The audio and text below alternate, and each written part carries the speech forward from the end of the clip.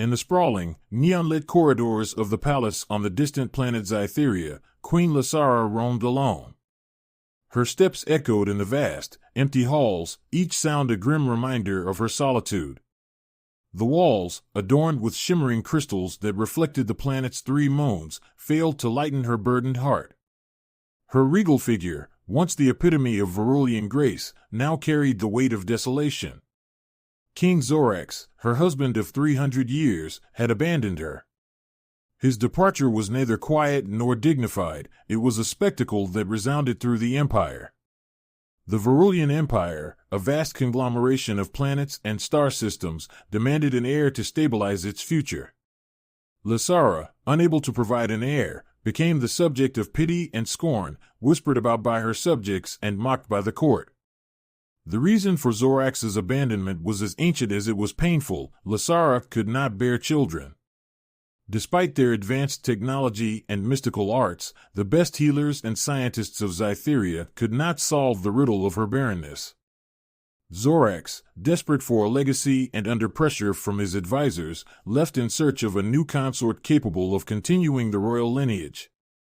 Left to govern an empire that stretched across the stars, Lysara's days were consumed by state matters, her nights haunted by loneliness. She often found solace in the palace's observatory, where the vastness of space seemed to echo her own emptiness. It was during one of these nocturnal vigils that she first spotted the anomaly, a streak of light piercing the cosmos, drawing a bright line across the dark canvas of the universe. The anomaly was a damaged human spacecraft, careening off its course, a tiny speck lost among the galaxies. Its descent was rapid, a fiery arrow plummeting toward the surface of Zytheria. Acting against her initial instincts, Lysara ordered her guards to retrieve any survivors, a decision that would alter the course of her life. The crash site was a scene of devastation. The human craft, primitive compared to Varulian technology, was barely recognizable as a vessel. Amid the wreckage, they found him, Jack, an astronaut from Earth, unconscious but alive.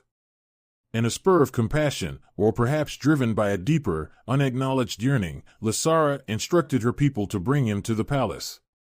As Jack recuperated under her care, tended by her finest medics, Lysara found herself visiting his chamber often. Each visit was a glimpse into a world vastly different from her own, filled with emotions and colors alien to the Varulian sensibilities. Jack spoke of Earth, a planet of blues and greens, of mountains that touched the skies and oceans that embraced the land. His tales were vivid and heartfelt, and Lysara listened, her own heart beginning to stir with something other than sorrow. Their growing friendship was an oddity, a queen and a human from a distant world, finding solace in each other's company. Yet, as their bond deepened, the palace walls seemed less oppressive, the whispers less cutting. In Jack, Lysara found not just an unlikely ally but a mirror reflecting a universe of possibilities she had never dared to imagine. As Jack's strength returned, so did his curiosity about the strange, beautiful world of Zytheria and its lonely queen. His presence in the palace sparked whispers and wary glances from the court, but Lysara found herself indifferent to the opinions that once would have wounded her. In Jack, she discovered not only companionship but also a fresh perspective on her world. Jack was equally fascinated by Lysara's tales of the Varulian Empire, with its advanced technologies and complex social hierarchies. Despite their differences, they shared a mutual respect for each other's cultures and a growing fondness that transcended the boundaries of their respective worlds. Lysara introduced Jack to the wonders of Zytheria, its floating gardens, where plants emitted soft luminescent glows, and the great library, a repository of knowledge spanning the galaxy. Jack, in turn, taught Lysara about Earth's history, its art, and its music, things she had never experienced.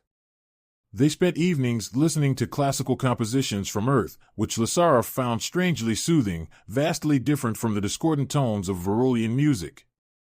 In their exchanges, Jack noticed the stark absence of what he considered fundamental human emotions in Varulian culture. Emotions were often seen as unnecessary distractions that could cloud judgment. He encouraged Lysara to explore these foreign concepts of joy, sorrow, and love, emotions she had always been aware of but never fully allowed herself to experience. As weeks turned into months, the palace staff and the nobles observed a transformation in their queen.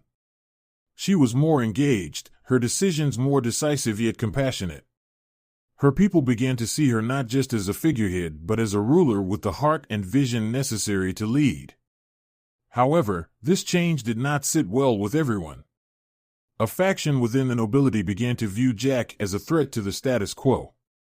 They feared that his influence over Lysara and his foreign ideas might disrupt their traditions and power. Led by General Krytex, a powerful noble with ambitions for the throne, this faction started to conspire against Jack, framing his influence as an infiltration that could weaken the empire. Rumors of a coup began to surface, and Lysara, with Jack's counsel, prepared to address her court.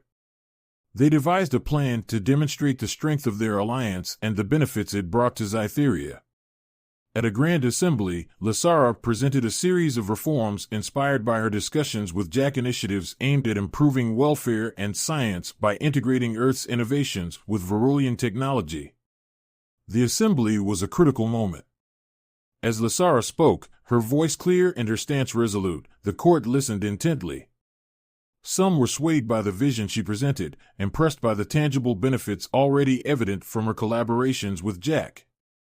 Others, loyal to General Krytex, remained skeptical or openly hostile. The tension in the empire was palpable as Lysara concluded her address. Her final words resonated throughout the chamber, a declaration of her commitment to both her people and her unlikely partner. Together, we will usher in a new era for Scytheria, one that honors our traditions while embracing the boundless potential of new alliances. With the galaxy watching, Lysara and Jack stepped down from the podium, their hands briefly touching in a silent pledge of unity and resolve, ready to face whatever challenges lay ahead. In the weeks following the assembly, the undercurrent of dissent within the Varulian nobility swelled into a silent, dangerous tide. General Krytex, seeing his influence wane as Lysara's reforms took root, decided to act. His plan was audacious, a direct coup to seize the throne and exile Jack, thereby restoring the old order he championed.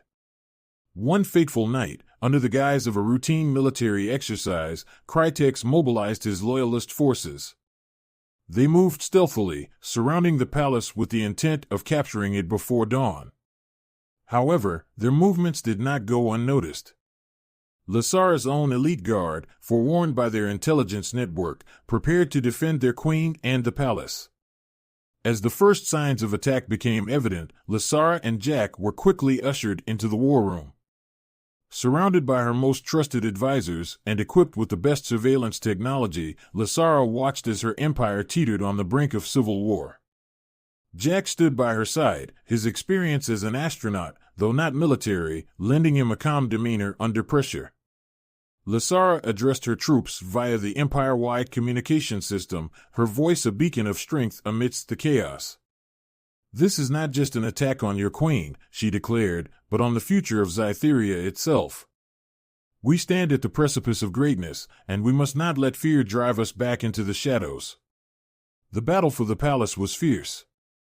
Krytex's forces, though well-trained, were not prepared for the ferocity of the royal guard, bolstered by the technological innovations Jack had introduced.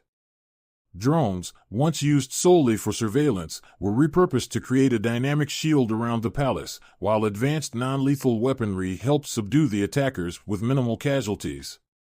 As the night progressed, Lysara felt a surge of energy within her, unlike anything she had experienced before.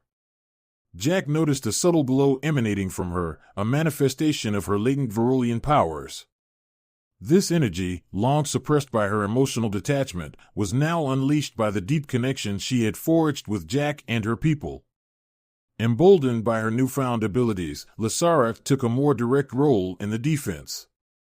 She ventured out to the front lines, her presence rallying her troops and turning the tide of the battle. Under her lead, Krytex's forces were gradually pushed back, their resolve crumbling as they realized the queen they sought to overthrow was more formidable than they had imagined. As dawn broke, the remnants of Krytex's forces surrendered. The general himself was captured trying to flee, his ambitions dashed against the unyielding will of the queen he had underestimated. In the aftermath of the battle, Lysara addressed her empire, not just as a ruler, but as a beacon of hope. Today, we defended not just our palace, but the spirit of our people. Let this be a lesson to us all that fear and regression will never triumph over progress and unity. The victory was not just a military one but a personal triumph for Lysara, who had discovered the depths of her own strength and the real power of the emotional bonds she had once viewed as weaknesses. The rebellion had been quelled, but more importantly, it had revealed the true mettle of the queen and the enduring loyalty of her people. The empire, once shaken, now stood more united, ready to face the future with a queen who had proven her worth in ways no one had anticipated. In the wake of the rebellion, a profound sense of unity and renewed purpose swept through the Varulian Empire. Queen Lysara, once doubted for her perceived inability to produce an heir, now stood as a symbol of resilience and transformative leadership. Her victory over the coup, and the visible manifestation of her latent powers, solidified her status not just as a monarch, but as a visionary leader capable of guiding her people into a new era. With General Krytax defeated and his conspirators brought to justice, Lysara and Jack focused on healing the Empire's divisions and strengthening the bonds between its myriad planets and species. Their partnership, once controversial, had proven to be a linchpin in the survival and progress of the Empire. Amidst this period of reconstruction, Lysara made a startling announcement: she was pregnant. The news, as miraculous as it was unexpected, spread like wildfire.